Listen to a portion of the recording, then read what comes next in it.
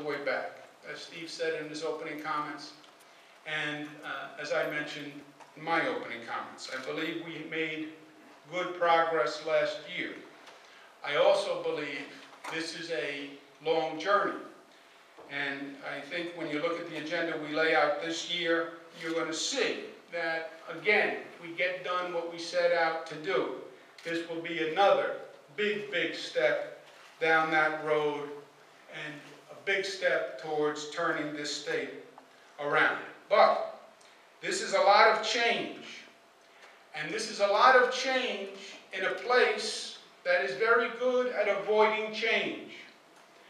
And this is a lot of reform for a system that excels at avoiding reform. That's what Albany is best at. It's almost been immune from change and immune from reality and immune from the needs of the people of this state for many, many years. So I need you to make this happen. You know, I need you. It is almost that simple.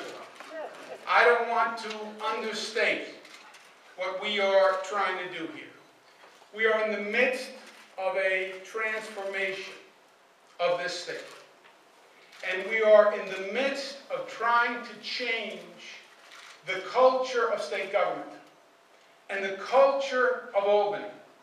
And this is a fundamental battle. And it is going on today. You may not hear cannons and musket fire, but there is a battle of Albany going on. And what we're talking about here is fundamental change.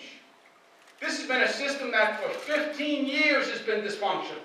For 15 years has been operated by the special interests. And I'm now saying I want government to work for the people. And I want to change 180 degrees the culture. It's not about the business of government. It's about the service of government. It's not about the money in government. It's about what we're doing for people.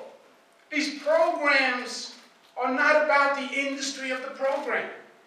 It was about the goal of the program. Medicaid is not to make hospital owners rich, and doctors rich, and nurses rich, and home health care workers rich. It was to help poor people who needed health care. That's what Medicaid was about. Education is not about the lobbyists and the press relations people. It's about the student. And it wasn't about growing an educational bureaucracy. It was about helping the student. It was about a test score. It was about a graduation rate, not a salary rate.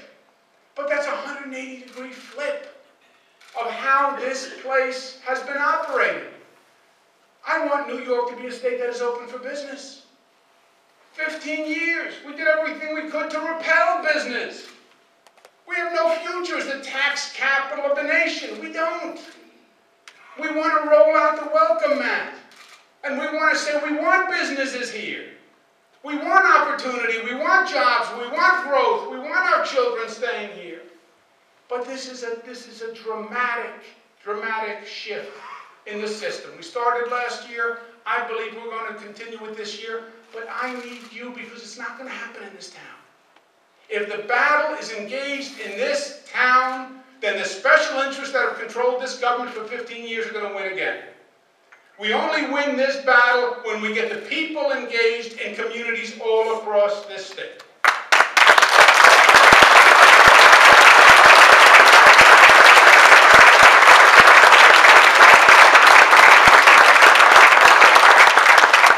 And I need you to make that happen. You are a vital, vital partner in this equation. And you all have a role. You can't come here for a few days and say, well, I told them in Albany what to do, and then go home and expect that it's going to happen. I need you engaged in the battle. You want Tier 6, you want pension reform, then make it happen. It's not going to happen by just telling people in this town. They've stopped it for 15 years. They're not going to do it now. You have to take the responsibility. We want to get towns and villages to consolidate because we can't afford 10,521 governments in this state. Then you make it happen. You bring them together.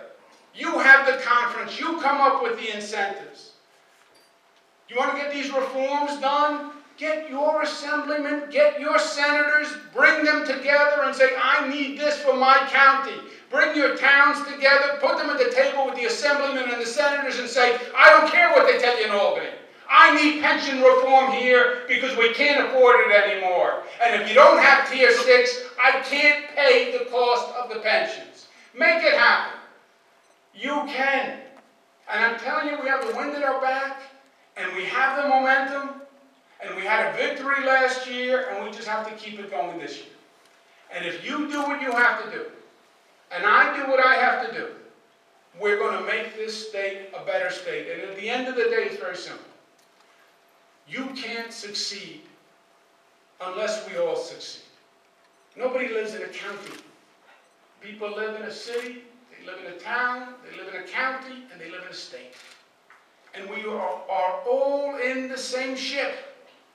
It is the ship of state. People live in New York, and they live in Westchester, and they live in Onondaga, and they live in Erie, and they live in towns, and they live in villages, and either they all work or we all fail.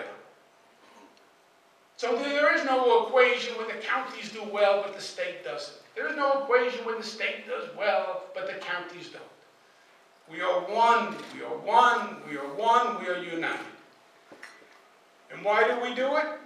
Joni Mahoney told me the other day why we do it. She said, you know, Andrew, at the end of the day, the reason I do this is because I want to leave this place a better place for my 4 boys. I want them to experience the same opportunity and the same gift of New York that we had. And maybe if we really do it well, we leave them a place that was a little bit better than the place that we had. That is the business that you are in. That is the business that I am in. It is the business of public service, to serve the public with honor, with competence, with integrity, to make this state and make this community a better place for our children and our families to enjoy. It is my honor to be in that service with you. And I put out my hand in partnership to join together to make this state better than this state has ever been before. We can do it together. Thank you, and God bless you.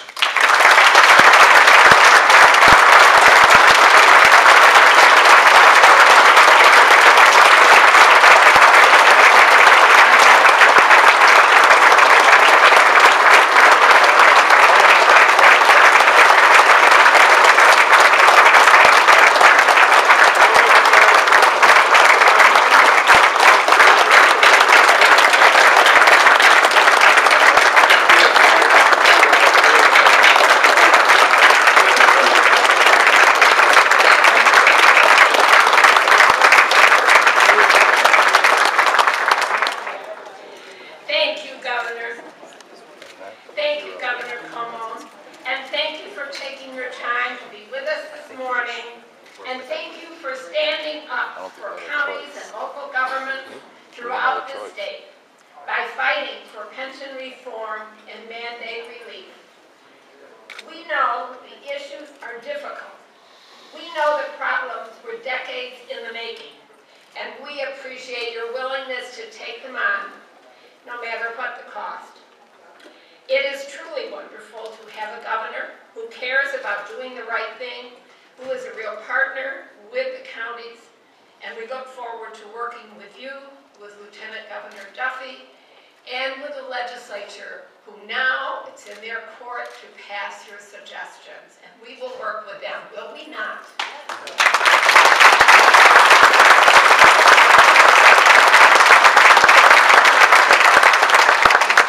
Your leadership has put our state on a new course, and we look forward to working with you, as I said, to build your vision and our vision of New York. Now, you know you can't follow the governor with on and on. We just appreciate you being here. One more applause.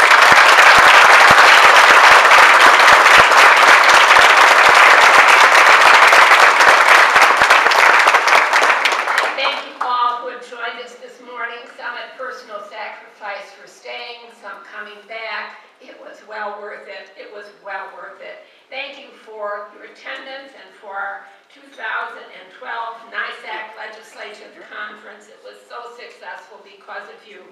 We had more than 900 participants over the last 2 days, and we are together as one community of counties, sharing the challenges, working for solutions, and representing our constituents the best we can. We've got lots to tell them when we go home, and we're ready to communicate with them in all different ways that you yourself have suggested and networked with us. So everybody, please have a safe ride home.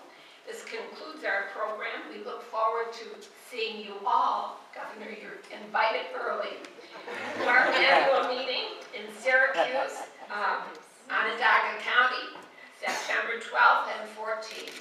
Until then, thank you and Godspeed.